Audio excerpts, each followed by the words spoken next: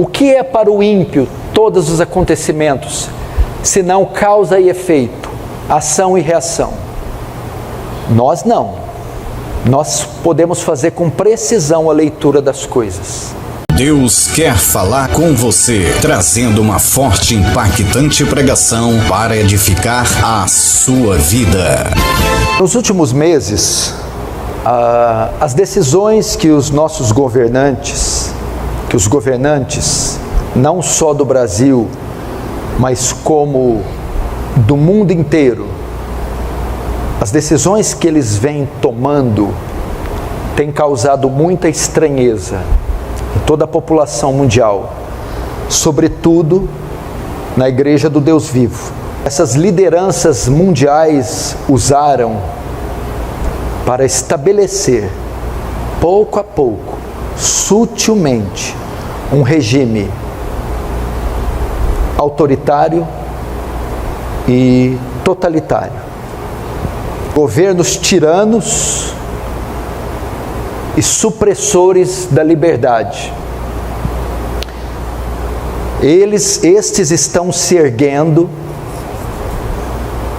nesse momento de crise.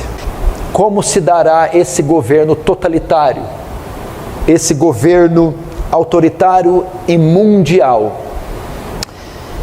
E trará para nós também qual deve ser o nosso posicionamento diante de todas essas coisas. E eu espero que você ouça a mensagem com temor e tremor.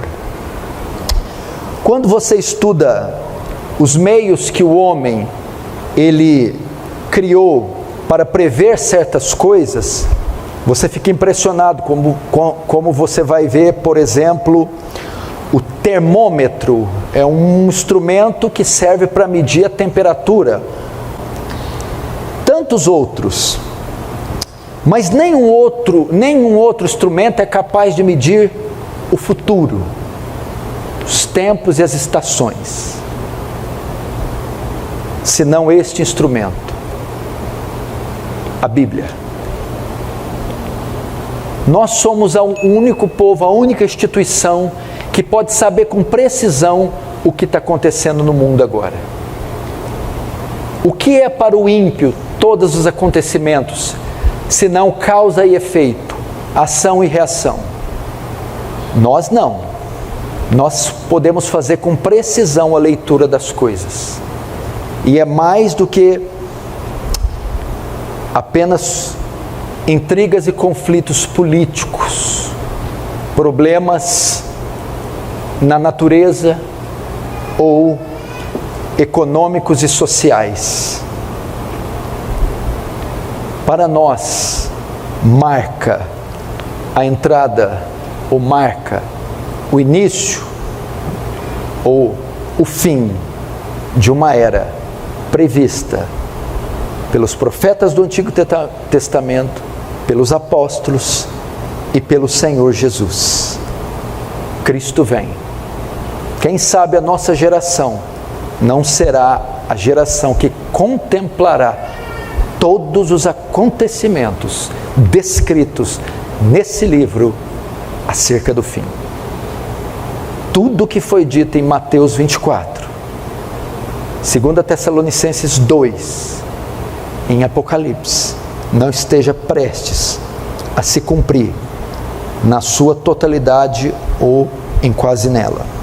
Daniel vai ter visões e revelações da última metade da última semana, o fim do fim, a consumação dos séculos. Daniel começa vendo 4 animais terríveis, feras selvagens que subiam do mar. E o último dos 4, o quarto, é o mais assombroso e o mais terrível. Reinos que entrariam no poder, seriam substituídos até a chegada do Messias. A visão, então, é de reinos que governariam o mundo inteiro até a chegada do Messias, e um outro reino que governaria além da era do Messias, depois do Messias. E isso está no capítulo 15, no versículo 15, Daniel 7, 15, diz assim: quanto a mim, Daniel, o meu espírito foi alarmado dentro de mim, as visões da minha cabeça me perturbaram. Fica com o dedo no 15. Pensa naquela época, 2.000 anos, 3.000 anos atrás, Daniel vendo isso. Ele ficou completamente perturbado. Ele não tinha condição de descrever a visão daqueles 4 monstros. Então ele vai perguntar, ele vai pedir a interpretação dos sonhos. Verso 16: cheguei-me a um dos que estava perto e lhe pedi a verdade acerca de tudo isto. Assim ele me disse e me fez saber a interpretação das coisas. 17: estes grandes animais, que são 4 reis que se levantarão da terra. Agora volta para o 7, verso 1. Então, é revelado a Daniel que aquelas visões assombrosas, cada um daqueles animais, cada um daqueles monstros, são reinos, com seus reis, que governariam até a chegada do Messias. Lembrando que ele está cativo na Babilônia. Nós estamos aqui há mais ou menos 6 séculos antes de Cristo. E ele vai ver governos que reinariam e seriam sucedidos por outros até Cristo. E eles são representados na figura de animais selvagens. Por quê? Para demonstrar o seu poder, para demonstrar quanto esses reinos seriam poderosos e quão destrutivos seriam aqueles que se opusessem. Agora vamos conhecer com alguns detalhes a característica de cada um destes reinos, ou de cada um desses animais, de cada uma dessas feras que Daniel vê. O primeiro monstro que Daniel vê, o primeiro animal, é um leão, está no verso 4. O primeiro era como um leão e tinha asas de águia enquanto eu olhava, e foram-lhe arrancadas as asas, foi levantado da terra e posto em 2 pés, como homem lhe foi dada a mente de homem. O primeiro animal que Daniel vê é um leão com asas. E lá no 16, o ancião dá a interpretação que é um reino com o rei. Que reino é este, então, do verso 4? Daniel vê aqui o reino babilônico, é uma figura do império babilônico. E ele é demonstrado como um leão. O leão era o símbolo do império babilônico, porque mostra a sua força e o seu poder destrutivo. E quando ele fala das asas, esse animal era um leão alado que perdeu as asas. Ele mostra a figura de Nabucodonosor quando estava no auge do seu poder e blasfemou contra o nome de Deus. Deus amaldiçoa Nabucodonosor e o faz pastar junto com as feras. E depois o restabelece, é a figura dele se tornando como homem.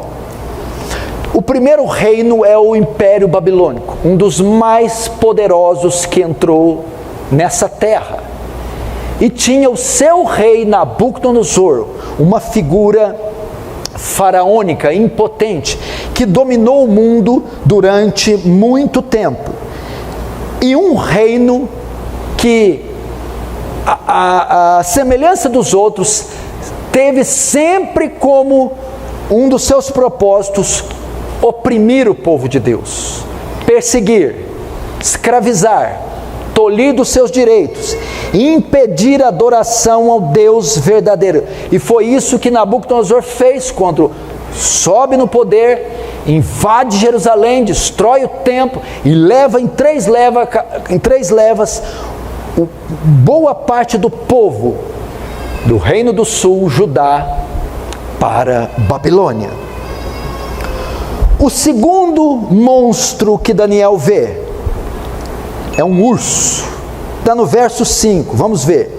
Continuei olhando e eis aqui o segundo animal, semelhante a um urso, o qual se levantou sobre um dos seus lados.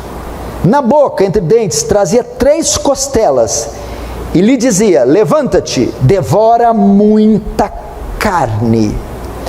O segundo monstro que ele vê é um outro reino, um outro império que subjugou o Império Babilônico. É o Império Medo-Persa. Depois de anos de reinado da Babilônia, o Império Medo-Persa conquista as nações e destrói o Império Babilônico. Por que esse urso está com 3 costelas na boca? Porque são 3 batalhas que ele enfrenta e ele vence contra a Babilônia, o Egito e Lídia. Vem com elas na boca. Ele derrota essas 3 nações e ele as devora. Muita carne significa povos subjugados. Agora, quem toma o poder mundial é o Império Medo-Persa, que vai durar também um bocado de tempo. O terceiro monstro, vamos ver agora o terceiro monstro, está no verso 6. Depois disso, continuei olhando, eis aqui outro, semelhante a um leopardo, e tinha nas costas 4 asas de ave. Tinha também este animal 4 cabeças, e foi-lhe dado domínio. O terceiro monstro que Daniel vê é um leopardo. É um terceiro reino que agora assume o poder mundial. É o reino greco-macedônio. Por que ele é comparado a um leopardo? Por causa da agilidade. É um dos animais mais rápidos do mundo, é o leopardo. E por 2 razões. Primeiro, por causa de Alexandre o Grande, que era a cabeça desse império. Diziam que ele era um homem extremamente ágil. E tinha os seus exércitos, os exércitos macedônios, eram de homens muito ligeiros. Dizem também que é leopardo por causa da velocidade com que ele tomou o poder. Em 13 anos, ele tinha o poder do mundo inteiro. Em 13 anos, ele helenizou o mundo inteiro. Alexandre o Grande fez isso de forma rápida. Por isso é considerado o leopardo. Vejam só, 3 reinos poderosíssimos, um sucedendo o outro, e todos ilustrados como feras. Por quê? Por causa do seu poder de morticínio, de subjugar pela força, de derrotar impérios, nações, através de sangue derramado, carneficina sendo promovida, maldade, totalitarismo. E isso foi comum nos 3 reinos. Isso desde a época de Daniel. Quando Daniel tinha aproximadamente 15 anos, foi que a Babilônia toma o poder. Então, desde lá até o Novo Testamento, estas visões vão se consumando, estes reinos vão governando. Agora o quarto, o último, o mais terrível deles. Que animal é esse? Daniel não descreve, não fala se é urso, leão, não fala se é lobo, serpente. Veja só, verso 7. Depois disso eu continuava olhando nas visões de noite. Eis o quarto animal. Daniel não consegue descrever. Ele só diz esses adjetivos. Ele é terrível, ele é espantoso, e ele é sobremodo forte, ou seja, o mais forte que ele já viu. Ele tinha dentes. A mordida de um leão, ela é destruidora, de um tigre, e é com dentes naturais, mas esse tinha dentes de ferro, uma fera incontrolável. E ele devorava e fazia em pedaços, e pisava aos pés o que sobrava. Quer dizer, ele destilhaçava a presa e ainda pisava os pés dos fragmentos desse corpo. Ele tinha outra característica, ele era diferente de todos os animais que apareceram antes dele. E tinha 10 chifres. Tudo indica que esse monstro, quarto monstro que Daniel está vendo, segundo a interpretação que é dada, não pode ser outra coisa senão também um reino, um império, um sistema. Qual império, reino e sistema foi um dos mais poderosos de todos os tempos. Mais poderoso que o Egito, mais poderoso que o babilônico, que o grego macedônio, que o medo persa. Esse animal feroz que ele está vendo é o Império Romano, que nasceu 100 anos antes de Cristo e durou 5 séculos. É o Império Romano. É o que mais perseguiu os cristãos. É o com que mais força, mais tirania dominou o mundo. É o que mais promoveu carneficina e o que mais blasfemou o nome de Deus, a ponto de um dos seus imperadores, que era Flávio Titus Domiciano, arrogar para si o título de Senhor e Deus. Ele pediu que fosse adorado. Daniel está vendo aqui o Império Romano. Tem na figura de Nero, um dos maiores sanguinários, um dos que mais perseguiu os cristãos. Jogava-os no Coliseu Romano, acendia os seus jardins, pregando eles em postes e queimando-os vivos. É este animal, este reino que Daniel vê, o Império Romano. Entretanto, o Senhor disse, pastor Paulo, na sua introdução, que estes reinos e esses animais iam até Cristo e além dele. O Império Romano foi até Cristo e depois foi conquistado pelos bárbaros, durou mais 4 séculos e conquistado pelos bárbaros. E daí em diante outros reinos vêm vindo até os de hoje. Nós temos hoje a União Europeia, essa globalização. De certa forma, parece que estão se unificando para criar um novo Império Romano, uma nova Babilônia. Mas o Senhor parou no Império Romano. É verdade. Sabe por quê? Tem algo estranho com esse quarto animal. Me parece que esse quarto animal, ele descreve o Império Romano, mas ele descreve um outro império, um outro governo, que vai além dele. Porque Daniel deixa uma brechinha para esse quarto animal que revela esse animal. Ele não conseguiu se ocultar, ficou uma perninha de fora que faz ele diferente de tudo. O verso 7 diz, na última frase, ele tinha 10 chifres. 10 chifres.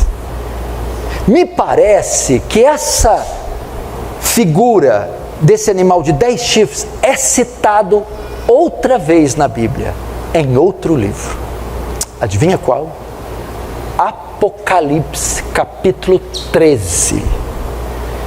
Parece que João tem a mesma visão de Daniel.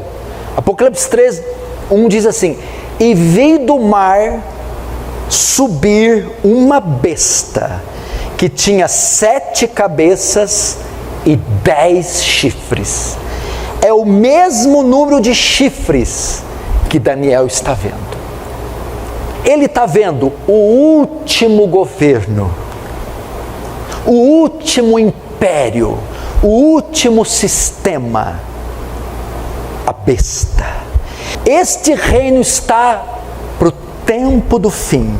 Ele está vendo um sistema de governo mundial, um império totalitário, autoritário mundial, o mais poderoso que esse mundo já viu, mais terrível que o egípcio, mais terrível que o babilônico, mais poderoso que o medo persa, mais ágil que o grego macedônio e mais aterrorizante, mais devastador que o maior império que já teve, o Império Romano.